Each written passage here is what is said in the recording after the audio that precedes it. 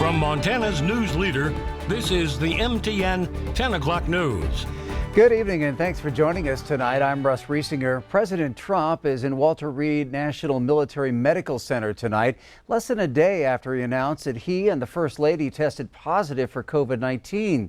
CBS News correspondent Christina Ruffini has more from the hospital in Bethesda, Maryland.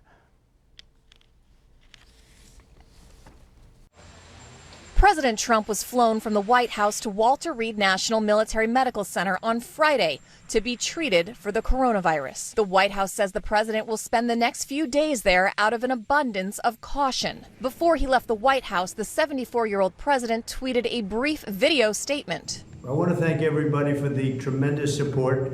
I'm going to Walter Reed Hospital. I think I'm doing very well, but we're going to make sure that things work out. The First Lady is doing very well. CBS News has learned President Trump is experiencing mild symptoms, including a low-grade fever. The president did not go to the emergency room here at Walter Reed, but went instead directly to the presidential suite. White House Chief of Staff Mark Meadows spoke to reporters earlier in the day. He continues to be not only in good spirits, but very energetic. The president's doctor says he is fatigued and has been given a Regeneron antibody cocktail. Campaigning in Michigan, Democratic presidential nominee Joe Biden, who has tested negative since the news broke, offered prayers and well wishes. The news is a reminder that we as a nation need to do better in dealing with this pandemic. During the first debate Tuesday, Biden and the president shared the stage for 90 minutes. While the president stays at the medical center, his COVID-19 infection has raised questions of who else might have been exposed.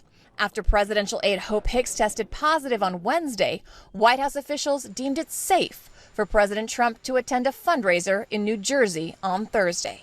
Christina Ruffini, CBS News, Bethesda, Maryland. Well, the White House says that President Trump has not transferred power to the Vice President, Mike Pence, and that the president remains in charge and will be working from the hospital. Former mining executive and developer of Billings' largest mansion was sentenced today to 5 years in federal prison and 3 years supervised release for a $20 million fraud scheme.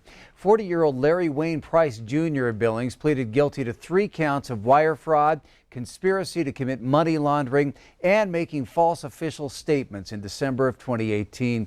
Court documents said that Price used his role as a mining expert to defraud 3 coal mining firms, including his employer, Signal Peak and Roundup, out of about $20 million, which he then used to finance construction of the 26,000 square foot mansion in the Ironwood subdivision. In April of 2018, Price hid out in a Virginia house and once found on the side of a road by law enforcement, lied to authorities saying that he'd been kidnapped by a motorcycle gang. The Billings mansion, which has never been occupied, is listed for $13.9 million. Montana reaches more than 4,000 active COVID-19 cases now, with 360 new cases today and 3 more deaths on top of that. 1 victim, a Cascade County resident, and 2 more in Roosevelt County, bringing the state's total deaths to 187. Yellowstone County again reporting the most new cases, 69. Gallatin County came in second with 63. The number of cases reported today is the second most for a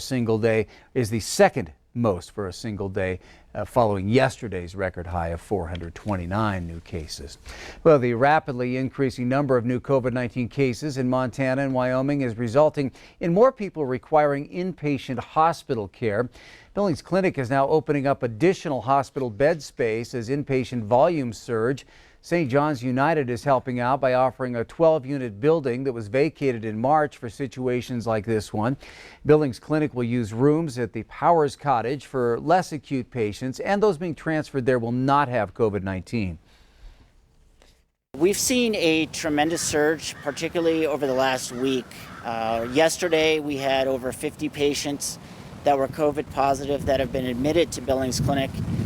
And it's really stretching our resources here on site at our health campus.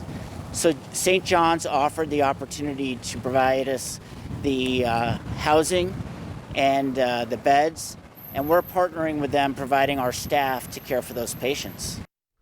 Well, David Trost, President and CEO of St. John's United, said this is a community problem needing community solutions.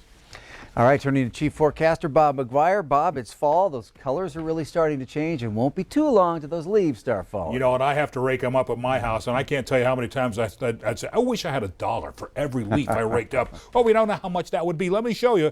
We got a cool graphic here. Fall, it's called Fall, leaves every raking minute. Yeah, that's the truth, huh? Well, let me show you how much leaves we get out of a tree. Let's go ahead and show this, get this in motion. 150,000 is the average number of leaves that fall out of a mature tree. That's right, 150,000. 360 of those leaves weigh about a pound. And as you can see here, one tree has about 400 pounds of leaves in it. Now, if you were to get those leaves wet while you're raking it up, you can multiply that by 4 times. So you'd be looking at maybe 1,600 pounds of leaves for each wet tree that you have. Anyway, we just thought we'd throw that out for you because it's fall and it's just kind of a fun fact. Back to you, Russ. Thank you, Bob. Well, 2 of the top law enforcement officers in Billings say drugs are the main driver of property and violent crime, and they're against the ballot initiative that would legalize marijuana. Billings Police Chief Rich St. John and Yellowstone County Sheriff Mike Lindner talked about their concerns yesterday. The group Wrong for Montana is against I-190 that would make marijuana legal and against C-118 that would set the legal age to consume marijuana at 21. The chief and the sheriff mentioned more than a dozen concerns with legalizing marijuana. Marijuana can in fact be and probably is a gateway drug to bigger and worse things, and that's my concern. You know, I realize there's, you know, the opportunity to get some revenue, some tax revenue and stuff like that, but to me it's all about the quality of life and lives in general. Recreational marijuana is certainly counterintuitive to, you know, helping us deal with our addiction problem, with our homelessness issue, you know, with some of the societal things, not to mention some of the very catastrophic things that we see on the criminal side. In the Secretary of State's voter pamphlet, supporters of I-190 state it creates a safe, legal, and comprehensive system for adult use of marijuana in Montana.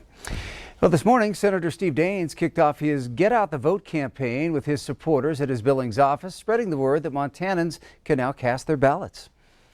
This is one of the biggest elections, I think, in Montana's history as it relates to who's going to serve Montana back in the United States Senate. Elections in Montana are very grassroots oriented, and I'm just so proud of so many volunteers who are here this morning who are energized. They're out there going door to door. They're making phone calls. But I remind everybody we want to stay safe as we do that.